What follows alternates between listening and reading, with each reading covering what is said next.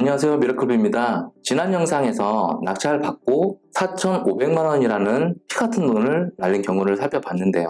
전 영상에 나온 사례보다 더 많은 보증금을 날린 사례를 보려고 합니다. 영상 끝까지 보시고 내 집 마련이든 투자든 경매로 접근해 보실 분들에게 도움이 되었으면 좋겠습니다. 분명한 건 경매로 돈을 잃는 사람이 있으면 반대로 돈을 버는 사람도 있겠죠. 영상 시청하시기 전에 구독, 좋아요 부탁드리겠습니다. 자, 오늘 경매 물건은 2021타경 57628이라는 물건이에요. 서울특별시 은평구 진관동에 있는 은평 뉴타운 산림마을 703동 6층이라는 물건입니다. 건물 면적은 한 26평 정도가 되고요. 3차에서 5분이 입찰을 하셨어요. 근데 8억에 어떤 분이 낙찰을 받으셨는데 이 분이 미납을 했죠. 2등하고는 1억 4천만 원 정도 차이가 나는 금액으로 낙찰을 받으셨어요. 근데 이분이 8억에 낙찰을 받고 왜 미납을 했는지 오늘 그것도 좀 살펴보려고 해요. 5,800만 원이라는 돈을 포기할 만큼 이 물건이 어떤 문제가 있었는지에 대해서 오늘 살펴보고 또 이 물건을 입찰을 해도 되는지 그것도 확인을 해보려고 합니다. 이 물건은 9층 중에 6층이고 2008년식이에요. 10년이 넘은 아파트죠. 대금 미납을 한 거예요. 그래서 입찰 보증금이 10%가 아닌 최저가 대비 20%로 준비를 하셔야 됩니다. 단지 정보를 보죠. 단지 정보를 보면 세대수는 241세대고 경매 나온 물건은 34평 A타입이고 방 3개, 화장실 2개예요. 총 39세대가 되네요. 이제 10년이 넘었기 때문에 그렇게 구축 느낌은 안 나는 아파트입니다. 경매 나온 물건 해당 세대는 이쪽으로 우리가 확인할 수 있습니다. 이렇게 지하 주차장도 있고요.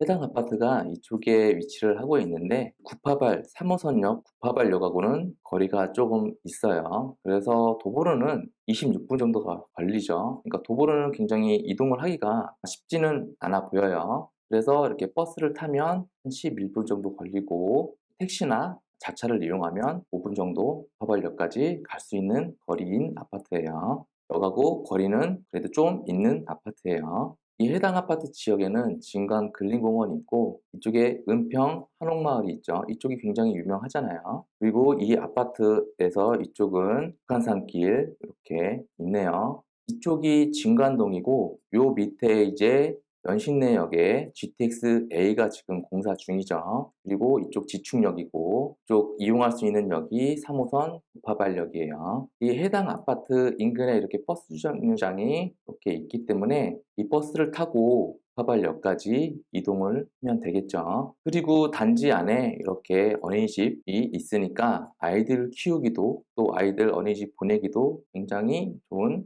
아파트인 것 같아요. 그리고 아파트 앞에 이렇게 근린공원이 있어서 산책을 할 때도 굉장히 좋을 것 같고 살기에는 쾌적할 것 같네요. 유치원은 요 앞에 있는 단지 이쪽에 위치를 하고 있어요. 보내는 데는 그렇게 어렵진 않겠죠. 이 아파트 인근의 학교를 보면 진간초등학교, 진간중학교, 진간고등학교 이렇게 초, 중, 고가 다 위치해 있기 때문에 어린이집, 유치원, 초중고를 이쪽에 한번 들어오면 다 보낼 수 있는 그런 아파트이고 지역인 것 같아요. 이 지역의 환경적인 부분을 보면 매우 좋음이라고 되어 있네요. 어린이집, 버스 정류장도 많고 그 다음에 도서관도 많이 있고 초중고가 다 위치해 있죠. 그리고 호재 같은 경우도 매우 좋음으로 평가가 되고 있어요. 이렇게 아파트들이 모여있는 지역에 있고 이 아래쪽에는 북한산 쪽이 보이죠. 그리고 반대편 쪽에는 지축 쪽으로 해서 공사를 하는 것으로 보여요.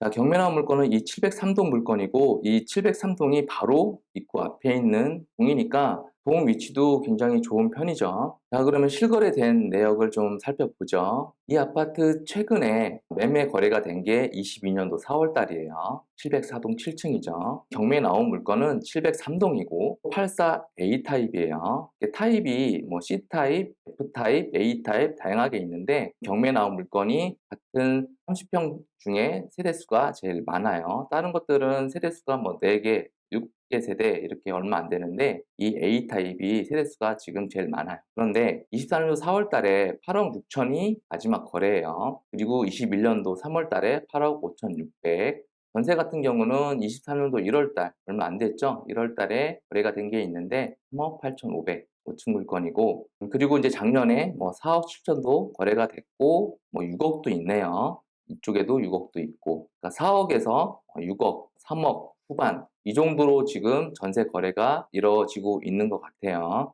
자, 그럼 현재 나온 매물을 좀 볼게요. 이 낙찰자가 8억에 낙찰을 받으셨잖아요. 2등하고 1억 4천만 원 정도가 차이가 나게끔 해서 1등이 됐어요. 8억으로. 이 아파트 이평수가 지금 매매가로 어느 정도에 올라와 있는지를 보면 이분이 낙찰을 8억에 받았는데 정말 잘 받았는지를 알 수가 있겠죠. 이분이 낙찰을 8억에 받아서 미납을 했잖아요. 그러니까 5,800만 원이 날라간 거죠. 이평수의 물건이 지금 8억 한 개가 있어, 한 개가. 중층이죠. 그리고 전세로는 보면 6억에서 4억 8천. 지금 매물 나온 것만 봐도 지금 8억에 나와 있고, 거래가 된 게 22년도 4월 달이에요. 거의 1년이 다 돼 가는데, 그때는 8억 6천만 원에 거래가 된 거죠. 5명이 들어와서 이분이 8억의 낙찰을 받으셨잖아요. 이분이 8억의 낙찰을 받았는데 그게 잘 받은 건지, 어떤 이유 때문에 대금 미납을 했는지, 오늘 그거를 이제 보는 거니까 최근 거래된 금액,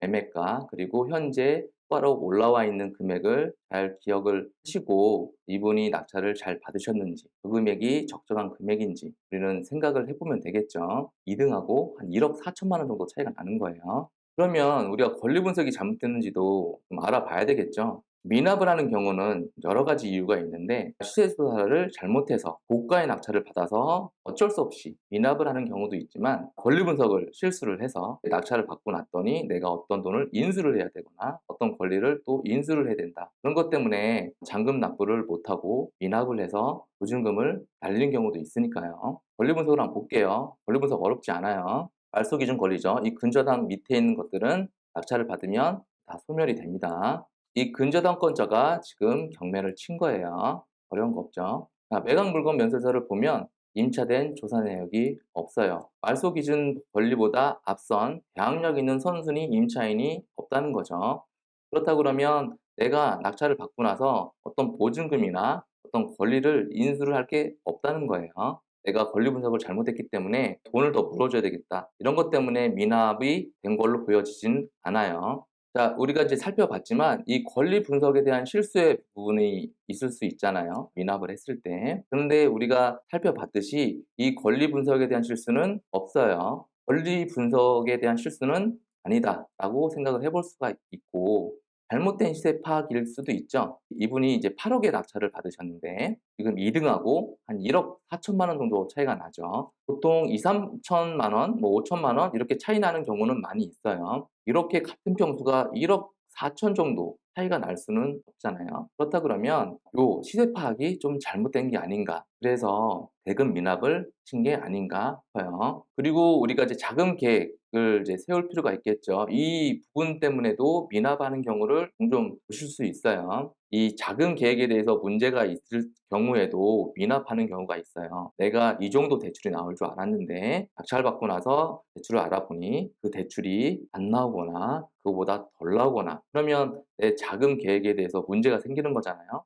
마지막으로 이제 요거를 우리가 체크를 해보면서 자금 계획을 세워보면 좋을 것 같아요. 이거는 대출 상담사 분한테 제가 이제 최근에 확인을 받은 건데, 무주택자는 KB시세 70%, 그리고 낙찰가 80% 중에 적은 금액이에요. 그리고 유주택자는 KB시세 60%, 낙찰가 80% 중에 적은 금액. 정확한 금액은 아니죠. 정확한 금액은 우리가 낙찰을 받고 실제 이제 그 은행에 서류를 다 넣어보고 그러고 나서 확인을 해볼 수가 있는데, 이 정도는 우리가 알고 있으면 이거 가지고 내가 투자금이 지금 이 정도 있으니까 이 정도로 내가 입찰을 해도 되겠다, 자금 계획을 좀 세워볼 수가 있겠죠. 입찰 전에 이제 개인 상황 조건에 따라 다를 수 있기 때문에 이건 꼭 우리는 미리 체크하셔야 돼요. 이제 저는 대출 상담사가 아니니까 이런 거는 그 전문 대출 상담사분들한테 꼭 이 체크를 하시고 입찰 계획을 세우셨으면 좋겠습니다. 오늘은 서울 은평 뉴타운에 위치한 34평 아파트 재매각 물건을 살펴봤습니다. 여러분들도 입찰을 계획하고 계신다면 실수 없는 권리 분석과 꼼꼼한 시세 파악, 그리고 대출과 자금 계획을 잘 체크하셔서 실패 없는 경매 투자 하셨으면 좋겠습니다. 긴 영상 시청해 주셔서 감사합니다. 다음에도 더 도움이 되고 유익한 영상으로 오겠습니다. 감사합니다.